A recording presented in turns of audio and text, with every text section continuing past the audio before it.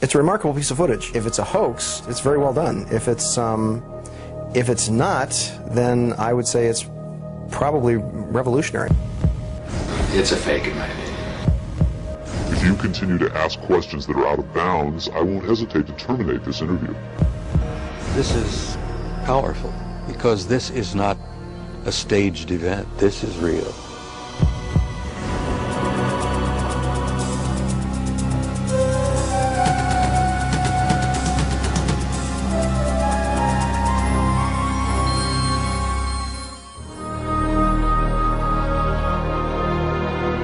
Interest in UFOs and Area 51 is at an all-time high. Last year, a highly rated TV special and best-selling home video purported to show an actual autopsy of an alien being from the famous Roswell, New Mexico crash of 1947. Many people and even some experts believed that autopsy footage was genuine. If that was indeed the body of an alien being from another world, could the footage in this program be the world's first hard visual evidence of an actual living and breathing alien being? An alien being communicating in an interview with a highly covert arm of the U.S. government? If the footage we're about to show you is genuine, then this could very well be the most important video in the history of mankind, proving once and for all that we are not alone.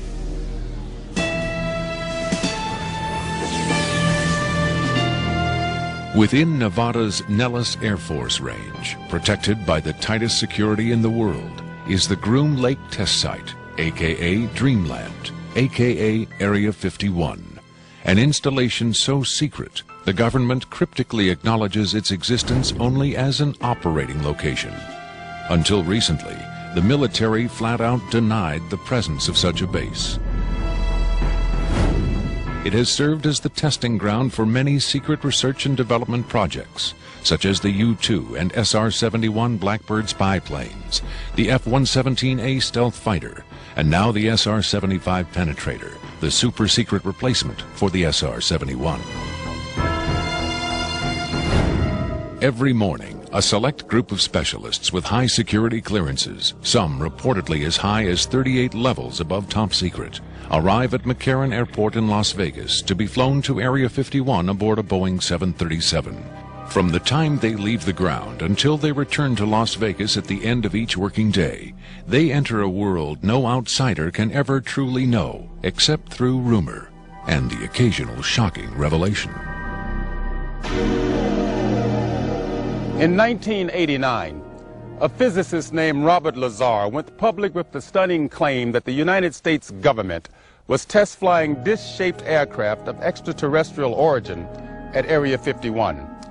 Interviewed in silhouette by a Las Vegas TV reporter, Lazar, calling himself Dennis, claimed to be employed at a site on the outskirts of Area 51 known as S4, where he was part of a team attempting to back-engineer the saucers to discover the secret of their advanced propulsion system.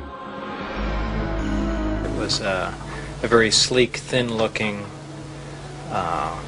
flying saucer-shaped craft. There were 9 total. I only got to essentially work, back engineer, or analyze one of the craft. It's very plain. It's all one solid color, a grayish pewter color, the same color as the outside of the craft. There are no sharp corners anywhere. Every device in the craft, the seat, the amplifier housings, everything has a rounded corner on it, almost as if it was all fashioned out of wax and then slightly melted, so everything curved, even where the ceiling meets the floor on the end. Everything has a curve to it. Very, very plain, very wide open, very impractical use of space. And there are 3 levels. The lower level houses the amplifiers themselves that swing, the 3 of them. The center level is where you enter the craft, where the seats and the amplifiers are, and the top level is a small area, and I did not have access to that, so I don't know what's up there. Absolutely alien craft, there's no question about it. Well, first of all, the scope of the project was to back engineer it. If they were United States craft, we wouldn't be going backward trying to find out how they were built if we had built them.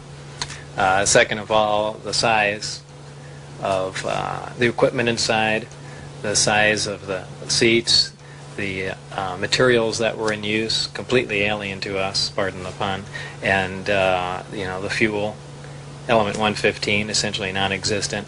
All these factors together, and of course the briefing information stating that they were alien craft. Along with Robert Lazar, rocket scientist David Adair is one of the few individuals who will go on record concerning his personal experiences with alien technology at Area 51. Was not of our origin. They shouldn't have let me see that. And then in the results of it, they locked me in a room. And the reason they locked me up in a room was because I wouldn't tell them any more about how the engine would function, and they started getting a little bit more perturbed about that. A former consultant to NASA and top aerospace companies, Adair claims that in 1971 he was brought in to study the engine of a downed flying saucer. What I was looking at was a technological marvel of its time, and it was a magnificent thing to see sitting there, and the whole situation just started really getting me more angry than anything, because the fact that they could sit on such a hunk of technology and not tell us about it. Here we are using liquid fuel engines and rockets at NASA, and here they got an engine that's probably, in theory that we know of, could be a speed of light, an engine capable of speed of light or even faster. Ufologist and lecturer Sean David Morton has appeared on Sightings, Strange Universe, and Hard Copy. He offers his own perspective on Lazar's stunning claim and the super-secret Area 51. Area 51 is approximately 135 miles north of Las Vegas. It sits in a box that's at the western middle corner of the Nellis test site.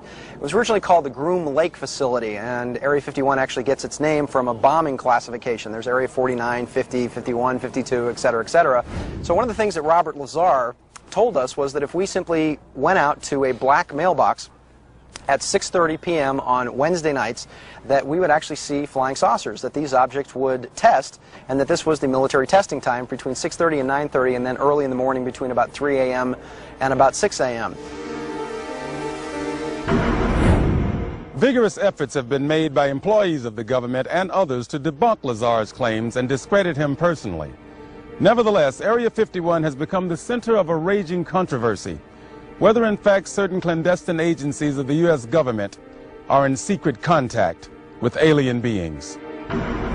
Project Sigma was supposedly a deal between the United States government and various extraterrestrials that after the Roswell crash of 1947, that an organization called Majestic 12 was formed, and then in 1953, President Eisenhower was then brought in on this. Well, there was a negotiation going back and forth between the United States military, the government, and the extraterrestrials. Apparently, we had a number of things that the extraterrestrials wanted. Number one, the military needed hardware. We wanted technology, we wanted weapons technology, propulsion technology, metallurgy technology, and in exchange for this, the ETs were willing to trade us their hardware for our software, and software namely being us. What they primarily wanted was genetic material, and in exchange for that, they were willing to give us certain technological advances, like a number of flying saucers. It is out of Area 51 that the tape we are about to show you was supposedly smuggled.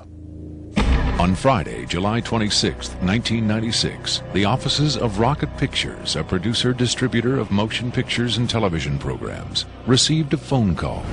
A male voice, identifying himself only as Victor, claimed to be in possession of a videotaped interview with an extraterrestrial being. Tom Coleman, president of Rocket Pictures, was intrigued enough to take the call. I, of course, thought this was some hoax. In fact, I thought it might have even been my brother at one point. But as we spoke, this was someone who seemed to be very serious. We went back and forth on this, and I basically decided that, this is a little bit too weird for me. Thank you and goodbye. As I hung up, I had a very strange feeling that maybe, just maybe, there was something here. He said he had a tape of a space alien, an ET, that was being held in a military installation in Nevada. I'm not sure as a prisoner or a guest. And he had this on tape. As we've already heard from Sean Morton and others, this is not the first time allegations have surfaced that the U.S. government is playing host to extraterrestrial biological entities, or EBEs. The first and most famous alleged contact was the Roswell flying saucer crash of 1947. This is the incident from which the alien autopsy footage supposedly originated. But there have been persistent rumors that not all of the aliens retrieved from the Roswell crash were dead. The final fate of the survivors, if any, is unknown.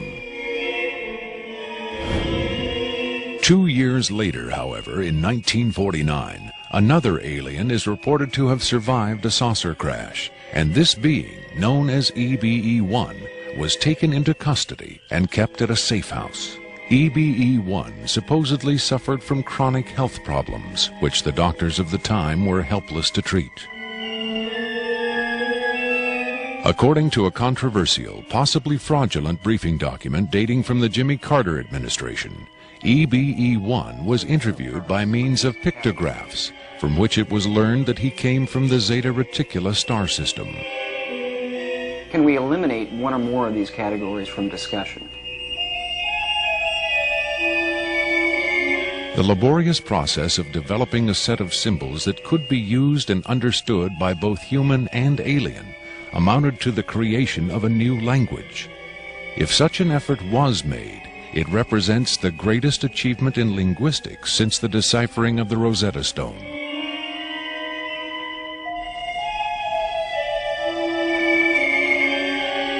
That such an achievement would be kept secret illustrates the hysterical paranoia of the time as the Cold War intensified under the threat of nuclear annihilation.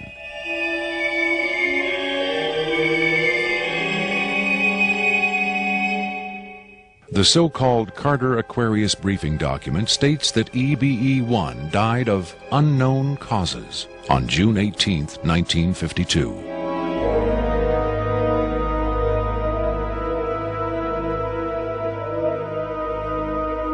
Skeptics who doubt the authenticity of the Carter-Aquarius document find it unbelievable that highly advanced alien beings would allow one of their own to die under the primitive medical care of a species that had barely begun to conquer its own diseases.